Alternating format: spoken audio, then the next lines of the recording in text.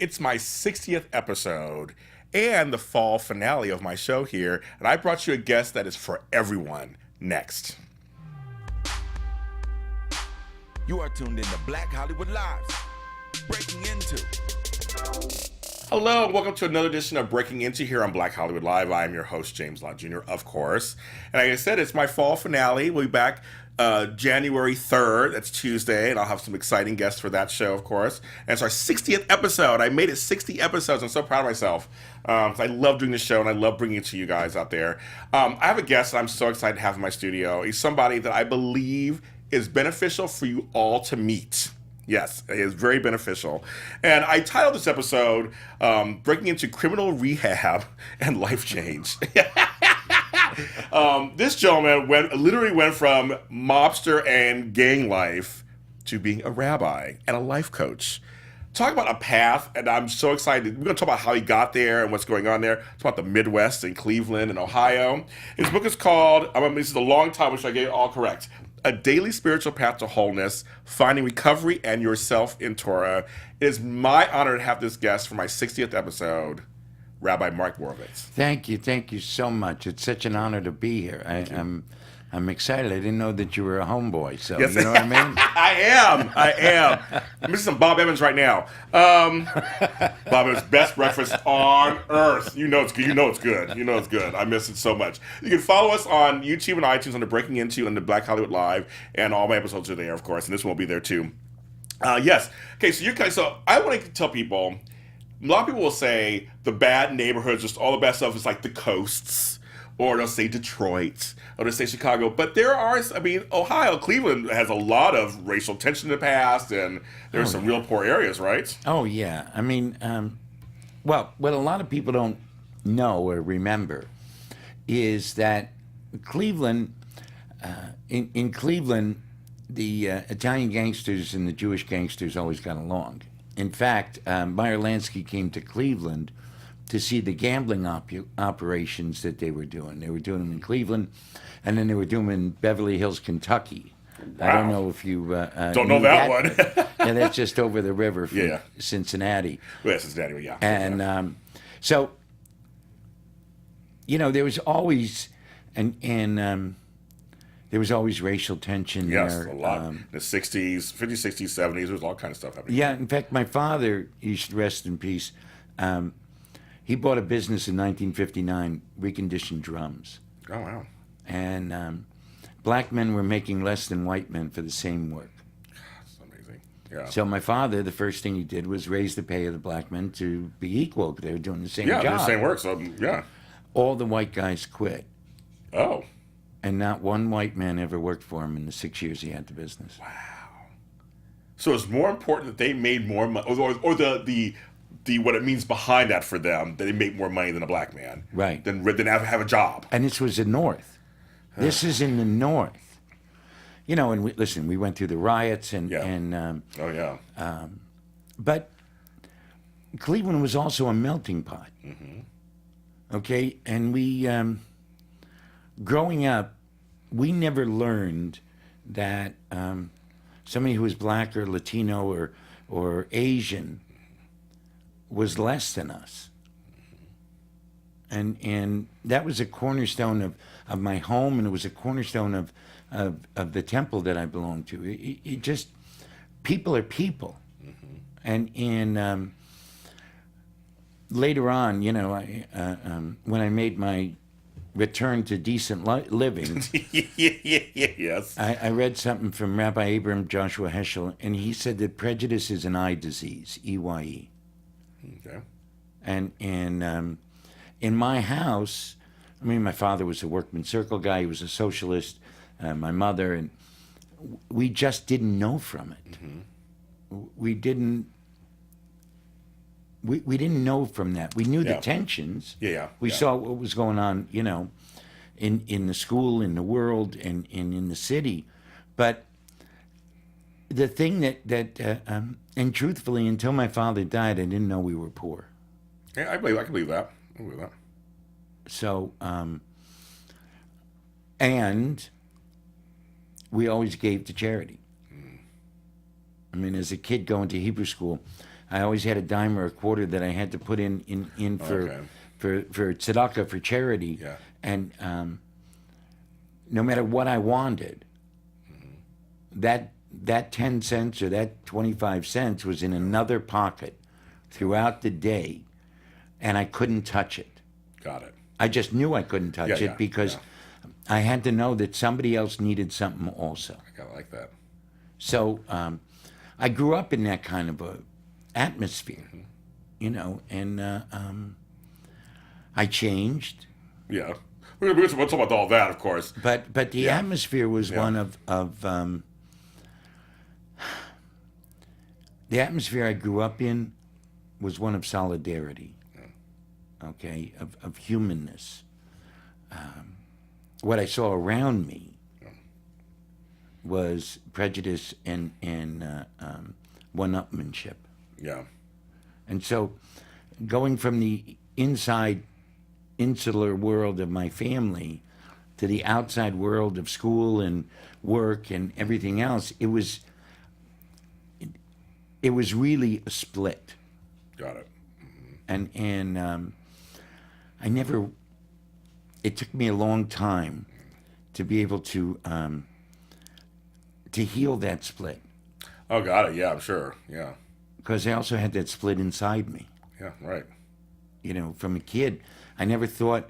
I'm looking at you, okay, and I'm thinking to myself, even to this day, you got it together. You found the secret of living. You know how to do it. And I know inside, I'm still trying to figure it out. Got it. So there was always this inner and outer persona. And that split also was true for me. And it took me a long time to realize that both of those things are true. Yeah, I'm going to say, that's the whole thing. We have what we think may be inner turmoil. We're kind of creating it, but it's all of you. Right. It all informs who you are, period. Right, and you have inner turmoil. Yeah, I do, of course, yeah. But I thought you never had inner turmoil. See, I was judging my inside by your outside. Interesting, yeah. As we say in the program of Alcoholics Anonymous. Yeah. But you don't know what's going on inside, off camera, what's going on with me. I have no idea. Right. But think about how often, how much of the world's strife is because somebody looks at somebody and decides they have something I want, so Yes. I'm going to take it from them, I'm going to go get it, Yes. etc. Yes. I mean, that's how I lived 20 years of my life. Yeah. 20 years of my life was if you had it and I could take it, it was mine. Oh my God. Like, what a mentality that is. When you look back on it now, like, what a mentality that is. It sickens me. It's like, it seriously, I'm disgusts sure. me. Yeah. Because you're thinking, what is that? Like, excuse me? Like, how do you have the right to do this? To take from me that's mine if I worked hard for it? Or what you think I have? Like, I mean, Right. it's mine. It's yours. Like, something it's yours. But You're that, taking. because of the inner turmoil, that was my thought pattern. Yeah. Because of what I saw in the world, growing up, if you had money, you were something. If you didn't have money, you were nothing. Yeah, I know that one too. Yeah. So my net worth and my self-worth were equal. Interesting. Now, it wasn't my self-worth made my net worth okay, whatever I had. It was only if I had money could my inside and myself be okay. Interesting. And not all money's good money, folks. I learned that late. I learned it later. I learned it at 40. I left a job. I was making $100,000 a year, living in San Francisco, nice apartment, and my stomach hurt every single day for like a year. Right. Quit that job, stomach stopped hurting.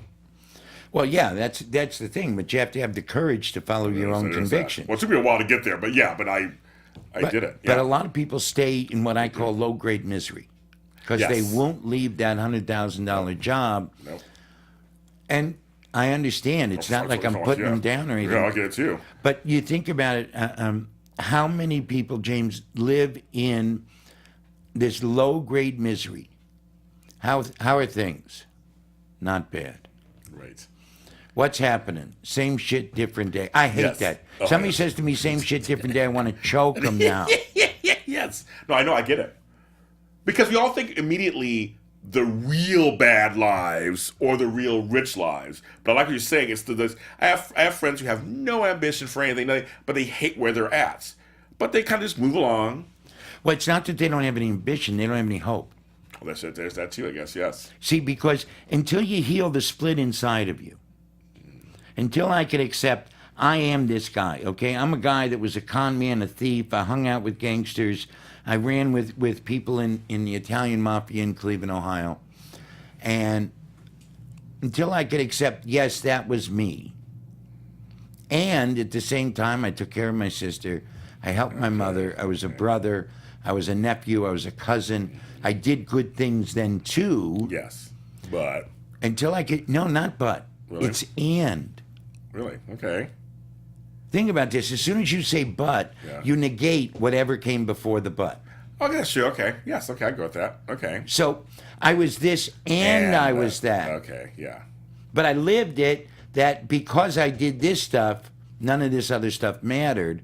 So I only made myself worse and got into more and more turmoil. Yeah. That makes sense. Okay. Makes sense. Now I'm loud, I'm brash, I get in people's face. I'm still a little bit of a tough guy. Yeah. Yeah. Doesn't go away. Of course it doesn't go away. I mean, I tell everybody, you can take the boy out of the street, you can't take the street out of the That's boy. so true. Yes, it's very true. So sometimes people, even at at the rehab that I work at, they get upset. They say, "How can you talk like that? I use 4-letter words. I do this. I do that," and I tell them, "That's me too." Right. Somebody one time said to me, "It's not very dignified for you as a rabbi to do something." I said, "Please don't ever use dignified and me in the same sentence." Yeah. Yes. But it's still true. It's got to be an and. It can't be. I like that. I like that. We live in a world that's either or. That's true. Yes. Okay, this election was an either or election. Right. When I see both and, when I see you're a guy, okay, who has a different experience than I do. Okay, the color of your skin makes it a different experience. The fact that you grew up on the wrong side of Cleveland, the west side, makes it a different experience. We'll ignore that statement and say, we'll cut that later. We'll edit that out. But yes, no, yeah. And you're a human being. Yeah. And you're a divine spark. And I can connect to you through our shared humanness. Yeah. And that's the beauty. Right, but when you live in an either-or world. Yeah, you can't do that. We can't connect. No, because you see me as a white guy, Right. Who lived on the east side of Cleveland, lives in on the west side of Los Angeles, and how would I ever understand what it's like to live in South Central or walk around with people looking at you because of the color of your skin and being wary of you and all those things? Now, it's true, I don't know all of that. Right. I do know the human part of it. Yeah, though. you do. Right, you do. And so you see, when I'm living in either or, there's no way for us to bridge this gap. That's true. It's only when we both see the humanness of each other that we can find all of the similarities. We find there's a lot more similarities than there That's are very true. differences. That's true. Funny, I have two friends who are spoken word artists, and they're both biracial. One is Polish and Mexican from Chicago. The other one is Jewish and black from LA. And I do a piece called My White Dad. They both have white fathers. And throughout the piece, it starts out with the either or. This is like, I'm connecting this right now as you said this. But throughout the piece, you find out they're like their dad, and the color actually means nothing. Their dad's a geek, he's a nerd, he's this. And, oh my God, we're our dad. So it goes from white dad to just like dad. Right. So when I see you as human, I'm not taking away from your black heritage. Oh, right. Of course Okay, not. I'm Right. not taking away from a Christian heritage or a Polish or anything else. But when I see you as human, then what I want to do is I want to learn. I want to know more about the black experience. I want to know more about this experience. I want to know more about that experience. I want to share with you my experience as a Jew. I want to share with you my experience as a recovering person. I want to share and I want to know you. But if I see you as just black and different, then I'm like Right. that. Exactly. I like that. When you were with the Italian mobsters, what, and the gangsters, what did that, back then, you felt, what were they giving you back then? Family. That's what I was thinking, right? In a lot of ways, I had family, but they gave me acceptance. Most of all, they were the most real people I knew. Interesting. Because what you saw was what you got. Which you can admire, which you can totally admire in many ways, right? Right. I mean, I love straight shooters. A lot of people you know. They were bad guys. Right. But they didn't hide it. They didn't try and make themselves into something that they weren't. And all the people I knew that I knew what they did wrong, but nobody would say it. You know, you can't, shh. Yeah. Right. You can't let the neighbors know. Yeah. I mean, if one of them was sick, they were sick. In my neighborhood, if somebody was sick, God forbid they had cancer. Oh, right. You couldn't even say it. Yeah. You know, the Irishman was a drunk, but Uncle Maury, he just fell asleep. He worked hard. I remember those days. I do remember that. Yes. You didn't really say what was going on. Right. So-and-so's eccentric. Not that they have a mental disorder of some sort. Exactly. They're eccentric. So yeah. anytime you told truth, Yeah. you were shunned. Yeah. I remember that kind of stuff. I remember that back then. I mean, I stood up for things growing up in school. And when my father was alive, I had somebody backing me. Mm-hmm. And my mother, after my father died, she just was too busy. The truth is, she was working. My father's father was in one old home. My mother's mother was in another old home. And I have a sister who's 9 years younger. Okay, so your mom was busy. She had things to do. Right? She had to survive. She had things to do. Right, so I just had to take care of shit. Yeah. But I didn't have that backup. Got it. So here comes your buddies on the wrong side of the tracks, so to speak. Right, and I searched them out. I mean, they didn't come pick me. I searched them out. And I remember I had an uncle who got into some trouble. And from my father's insurance, there was about $5,000 put away for me to go to college. Okay. And I'm talking 50 years ago. Yeah. And what happened was my uncle was going to go to jail unless he got the money. Another uncle of mine said, "Don't do it." And I looked at him and I said, "Would my father let his brother go to jail for $3,000 or whatever it was?" And my other uncle looked at me and he says, "I hate when you use that logic." How funny. Had to do it. Right. I get it. I totally get it. I suffered. Right. But I totally get why you had to do it. Had to do it. Yeah. So this idea of truth, I went so far away from it. I mean, I want you to understand, I went so far away from it as a con man and as a thief. But growing up, truth was so important to me. And I lost it. I lost it because I was bereft at my father's death. I was alone. Your backup was gone. Yeah, the guy who knew my soul. Yeah, I get that. I totally get it. And I was searching for that. I was searching for so many different things. And I was angry. I was pissed off. Yeah. That fuels a lot of stuff. And so I went on a run. I went on a 20-year run. Are there things you can say or can't say about that time period? I was gonna say, do you remember what some of the things some of the worst things you did? Well, or was it all just in general, just kind of bad stuff? So here, the worst thing I did was I took advantage of people. Okay. I would get you to like me, and then I'd steal from you. Okay, that is bad. I would get you to trust me, and I would rape your trust. Got it. The worst thing I did, my worst crime, was in 1980, my daughter was born. Okay. And for the first eight and a half years of her life, I was either drunk or in and out of jail or prison. The worst thing I did was abandon my daughter. The worst thing is that she grew up being embarrassed about her father. And my daughter's name's Heather. And she was embarrassed about her father, and she couldn't trust. And for a kid, that's so terrible. Yes, completely. It's Yes. the worst thing in the world. Yeah. When I was in prison the last time, in 1987, she was 6.5 years old. She wrote me a letter. Dear Daddy, I hate you. You're a part of me, and when you're in jail, a part of me is in jail. God, how profound. How old is she? 6.5. Wow, it's very profound. I didn't do anything to be in jail. Love, Heather. It must have cut you like a knife. Stabbed you a million times, didn't it? I cried. I'm sure. I was sitting in Makes my me tear. Just listening to the story makes me like, oh my God. I was sitting in my jail cell and I just started to howl. Yeah. And she was right. Right.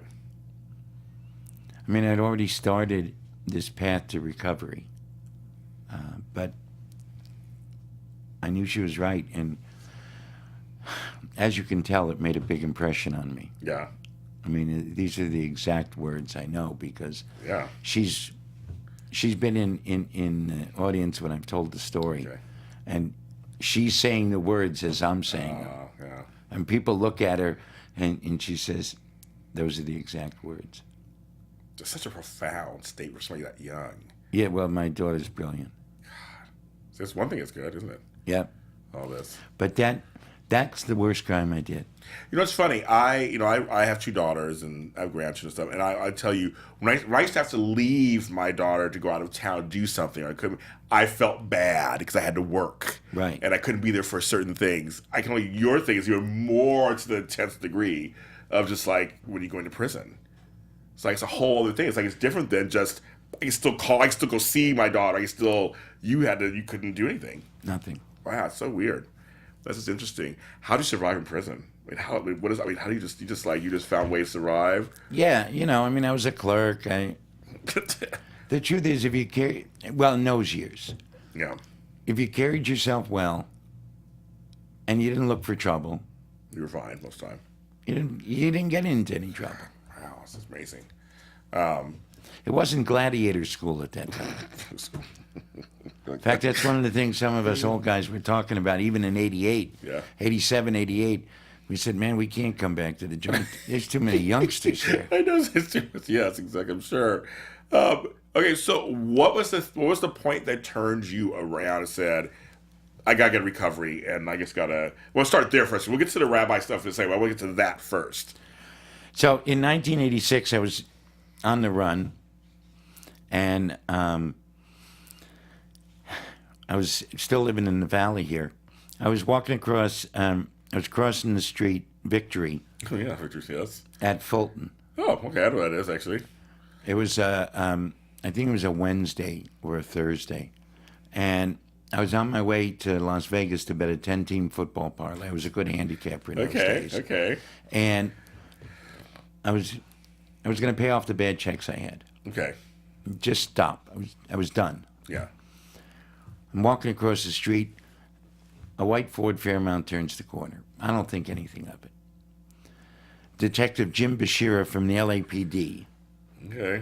had arrested me. This is December of 1986. Had arrested me in January of 1981. Oh wow. He remembered me. Oh my God. He had seen a wanted poster on me in November of 1986. Oh my God. It all clicked. He stopped the car, called out my name. I was arrested. So I called my first wife because I had a couple grand on me. And she said, what bondsman do you want me to call? I said, don't call anybody. The man upstairs is trying to tell me something, and I have to Yes. sit here until I can figure it out. Oh, divine intervention completely. I have no idea where those words came from. Oh, you did? Oh.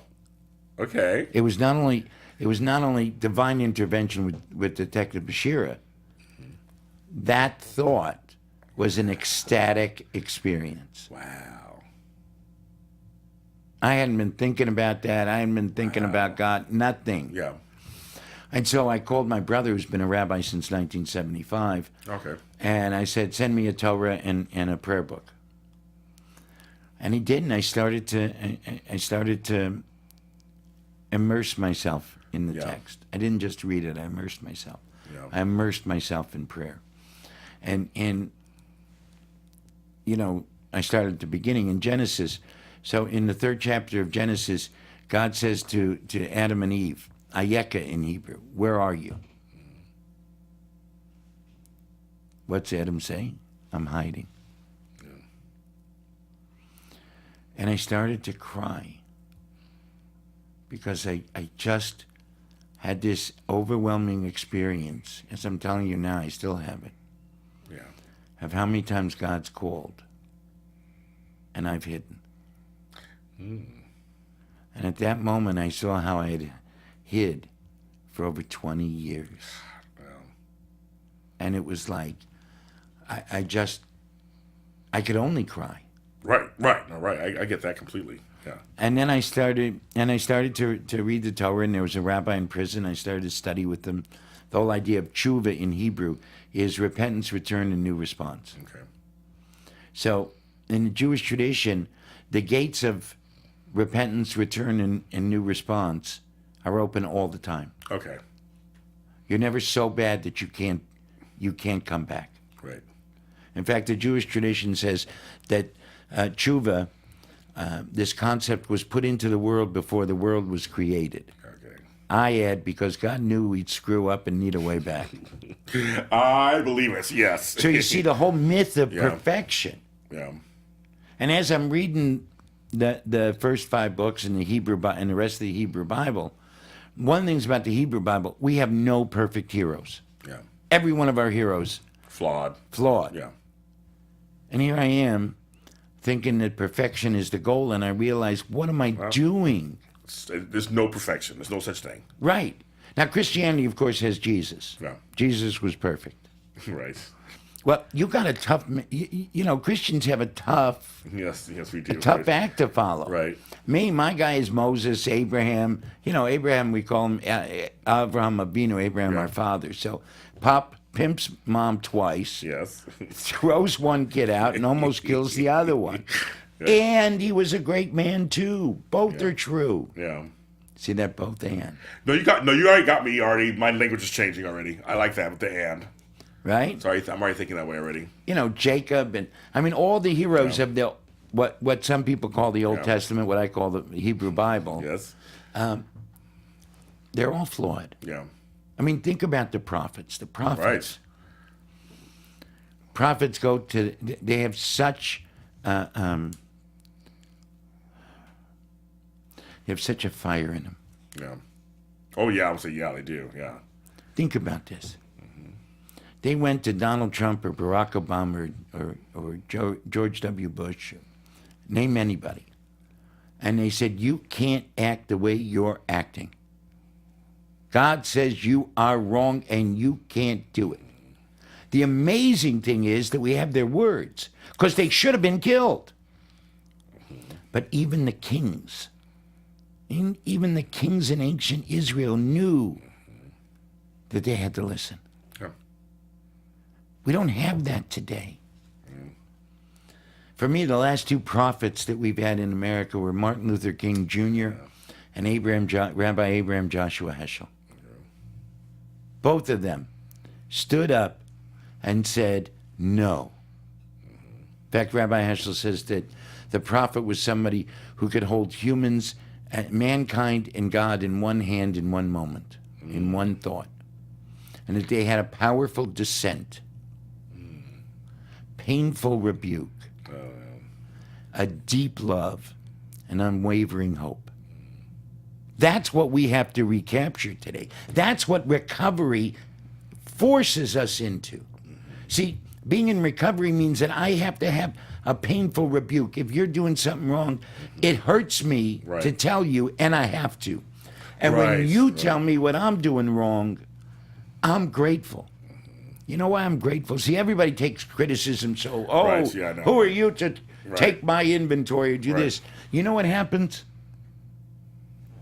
You have such deep belief in me and such a deep faith in me that I can change, that you're telling me what I need to change. Yeah. That's a gift. Right. Right. I agree with that. That's not a put down. Yeah. It's a gift. And unwavering hope. Yeah. That's it. Yeah. It's not... all of these are states of being. Right. And people today are not living in these fundamental states of being, of justice, of truth, of love, of kindness, of compassion, of hope.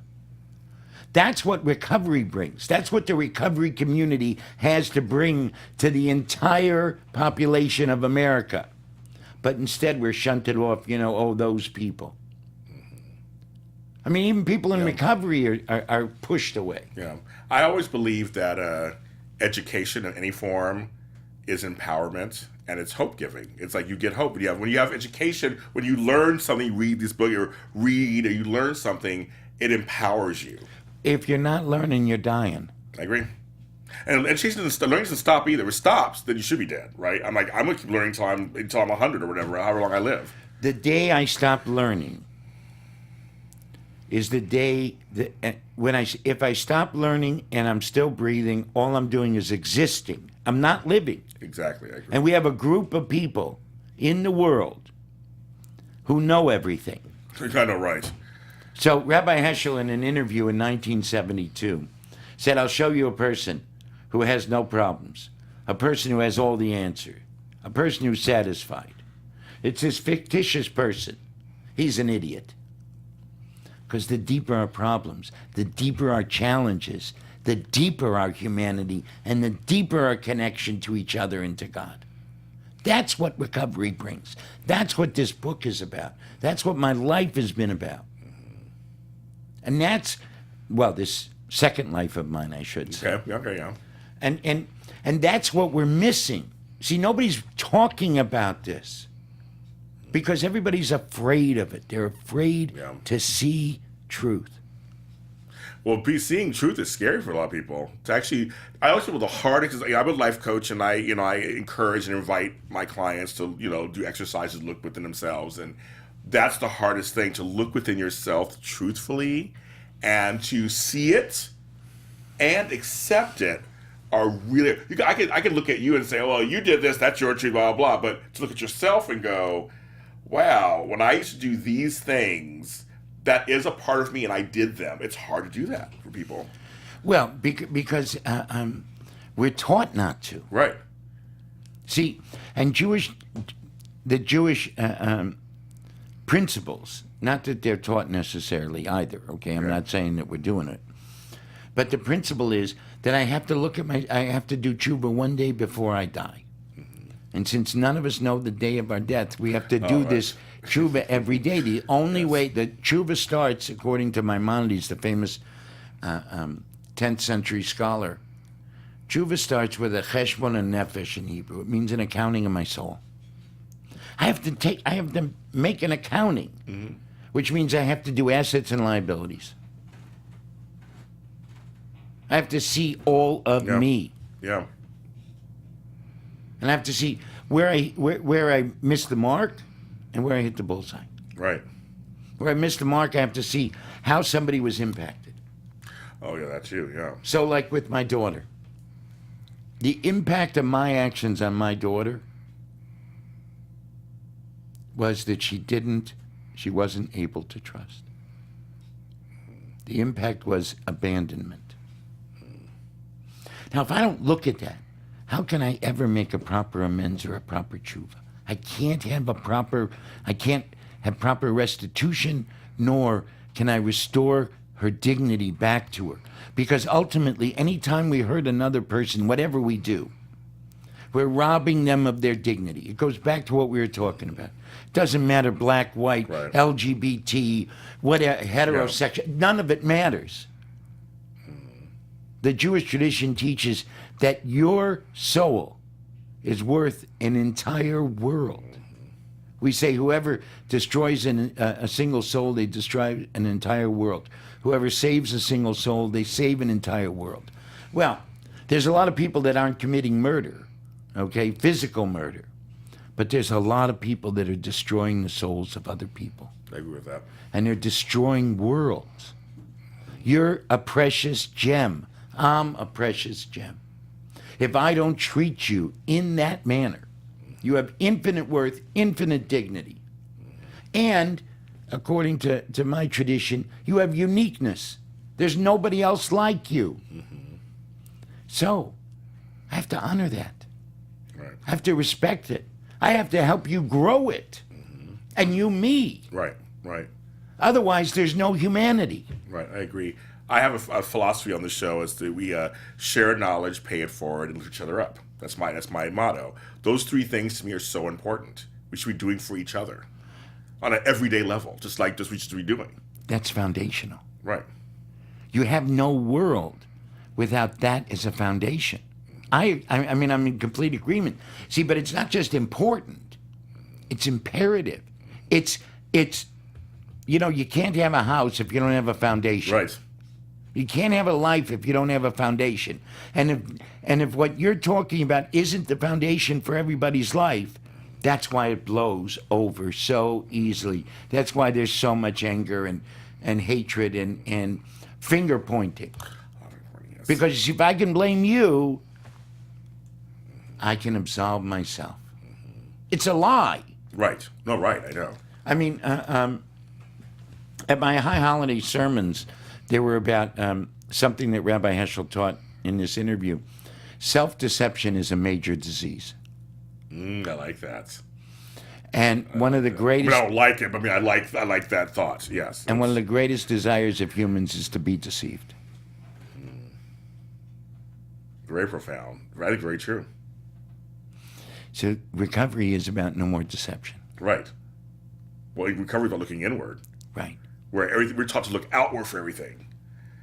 Look over here. Look at that. You did this. They did this. It's like, well, here's something I learned. Something that I learned over the years. Becoming a life coach, I actually went to school, and one of the things before the first chapter was coaching from center.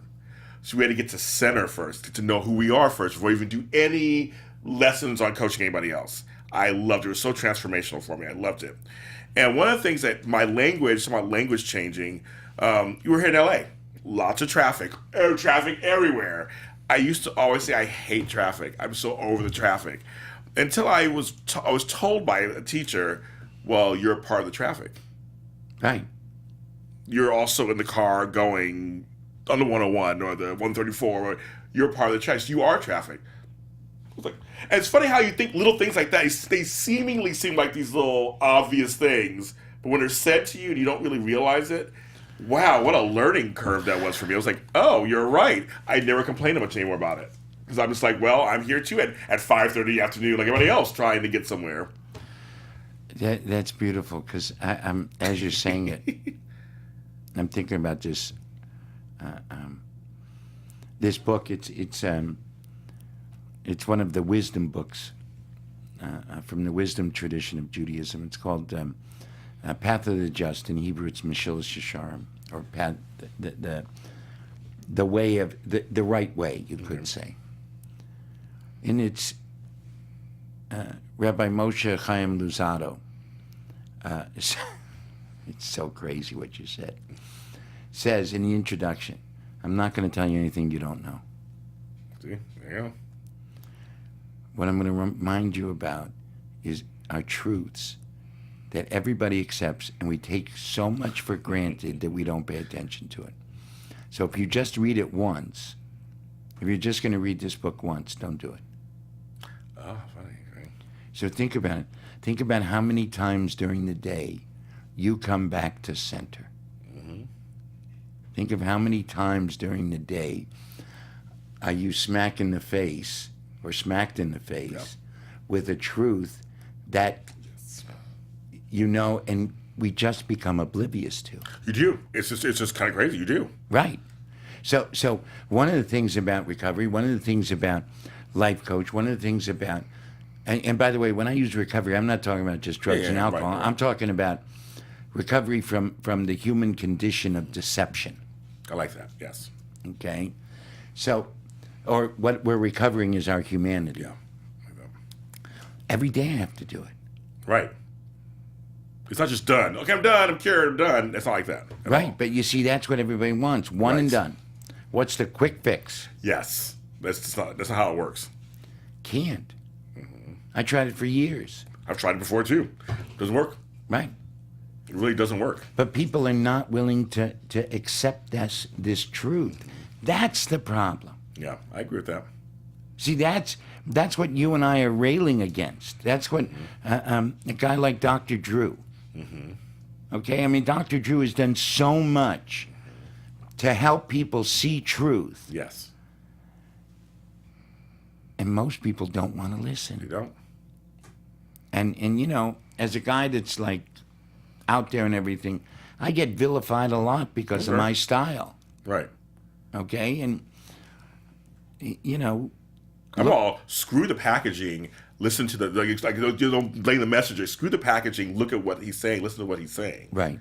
That's how I look at it as. And that's how I look at it. Yeah. You can look like whatever. You can look like whatever. But if you have a message in there that really is a good message, is profound, I will listen. Not only that, but I live it. Right. Okay, I mean, I don't live it according to the way you think I should. Right. But I live it. So I can tell from you. If somebody called you at 2 o'clock in the morning, they needed help, you'd show up. Oh, that's me. Yeah. I will. Right? I show up. Yeah. So, you want to know something? Screw the packaging. Yeah. Look at the action. Yes. And the problem is, people are not willing to look at the actions of other people. They're only willing to listen to the words. And that's why there's such deception. It happens in the media. It happens in print. It happens all over. Okay? I finally understand why you can't cheat an honest man. Right. Yeah. Right. Exactly. Right. Because an honest man is not going to believe falsehood. Nope. And you think about it, when I know when it pings like crystal and thuds like lead. I like that. And my whole life is about getting the crystal. Now I need a lot of help. I mean, I'm not cured. You know, I do. I have a cruder way of saying it sometimes. I'm like, you can't shit a shitter. You know, it's like, you know, I'm always looking for truth. I'm always looking for truth in everything. So when you come to me with something, I can smell it miles away. Right, and the whole thing is to help the person, or help me, help. I try and help myself to find out what's the lie. Because you see, evil gets rooted in the lie. In fact, Rabbi Heschel says, indifference to the sublime wonder of living is the root of evil. I like that. Think about this. Yeah, oh yeah. All the shit everybody takes for granted. The fact that people, it takes a super moon for people to even notice the moon. Right, to go outside, look at it. Right. Right. So, you know, a great miracle happened today. Did you see the miracle? No. The sun came up. Yeah, there you go. Our eyes opened. Right. I think I have a gratitude journal. I write that all the time. I'm always writing stuff down. I'm awake. That's good. Right. So in Judaism, the prayer we say upon awakening is, I'm grateful to you, O living and eternal King, for restoring my soul to me with compassion. Great is your faithfulness. I like that. So I start with gratitude. I realize that it's a blessing that I'm here. I've been dealt with compassionately, so I have to be compassionate. God stayed faithful to me. I'm obligated to be faithful to God. Now, I don't know if you know this, but in the first 5 books of the Bible, 36 times it says, take care of the stranger, the widow, the poor, and the orphan. What do you think God's main thing is? Is God worried about spirituality? Is God worried about where the temple is? Right. God's worried about how you're treating each other. Take care of each other. Right. That's it. Take care of each other. So how do you take care of the widow, the stranger, the poor, and the orphan inside of you, too? I like that. I like that. You show yourself compassion. Right. I like that. So how you doing it? I do it all the time. I forgive myself for stuff. I accept stuff for myself. I mean, I look inside myself all the time, at a regular basis. So it took me 40 years to get there, but the last 8 have been wonderful.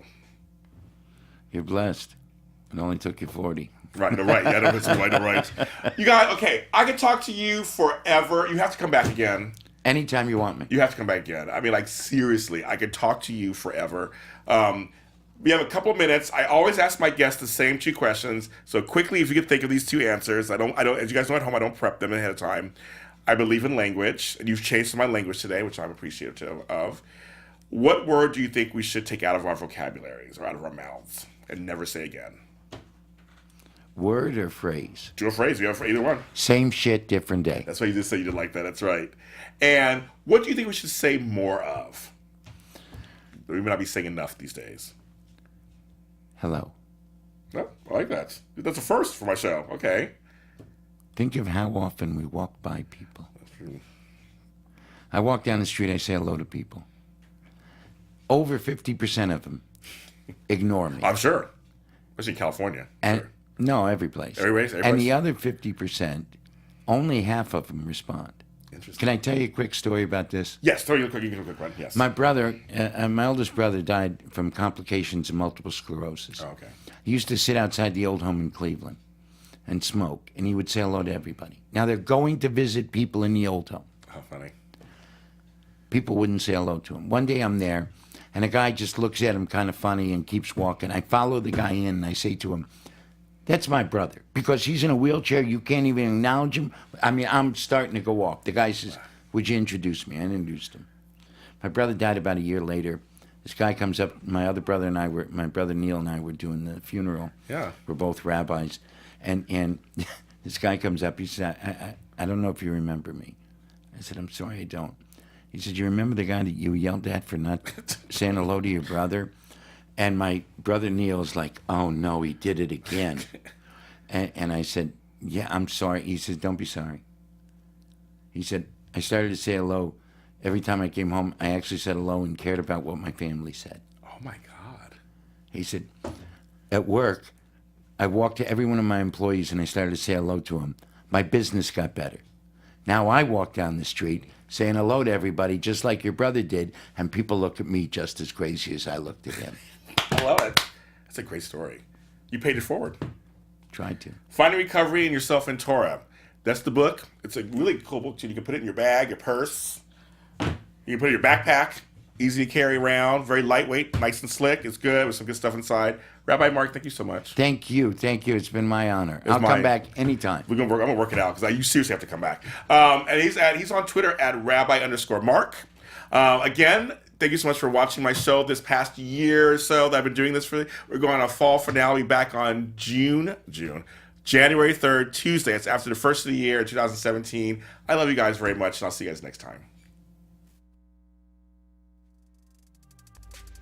From producers Maria Menounos, Dario Kristen, Tiana Hobson, Kevin Undergaro, and the entire BHL crew, we would like to thank you for supporting Black Hollywood Live, the first online broadcast network dedicated to African American entertainment. For questions and comments, contact us at info@blackhollywoodlive.com. Like us on Facebook, tweet us, or Instagram us at BHL Online. And I'm your BHL announcer, Scipio. Instagram me at Planet Scipio. Thank you for tuning in. The views expressed here are those of the host only and do not necessarily reflect the views of BHL or its owners or principals.